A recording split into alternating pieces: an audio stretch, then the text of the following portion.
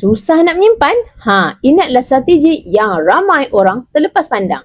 Bayangkan tuan-puan, menurut data daripada Bank Negara Malaysia, sebanyak 75% rakyat Malaysia masih tidak mempunyai simpanan walaupun sekadar RM1,000. Masalah ini sebenarnya bukanlah semata-mata sebab tak cukup duit. Hakikatnya, cara kita menyimpan itu sendiri yang kurang berkesan. Bila duit banyak dalam akaun bank, memang mudah sangat nak terbocor. Sekarang, semua kat hujung jari kan? Dengan satu klik saja, duit boleh lesap sekelip mata. Kalau anda jenis yang susah nak menyimpan, mungkin dah sampai masanya untuk anda ubah strategi anda. Salah satu cara yang boleh bantu anda dengan jadikan emas sebagai salah satu bentuk simpanan.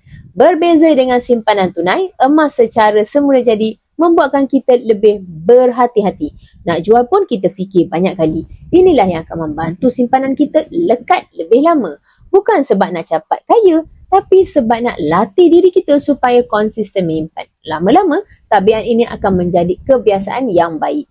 Sekarang pun dah banyak platform simpanan emas yang mesra pengguna dan boleh disesuaikan ikut bajet masing-masing. Contohnya, Public Gold yang menyediakan platform simpanan emas yang fleksibel melalui akaun emas Gap yang mana anda boleh mula simpan emas serendah RM100 sahaja. Simpan emas ni mungkin nampak seperti langkah kecil, tapi sebenarnya ia adalah permulaan yang penting untuk membina tabungan yang lebih kukuh dan tahan lama. Tuan-puan nak mula menabung emas di Public Gold? Saya sedia bimbing sebaiknya. Saya adalah dealer aktif Public Gold di bawah rangkaian G100 di bawah pimpinan Tuan Muhammad Zulkifli Syafiee. Bimbingan saya adalah percuma saja.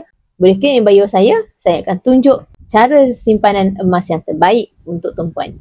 Emas, pasport kekayaan kita semua.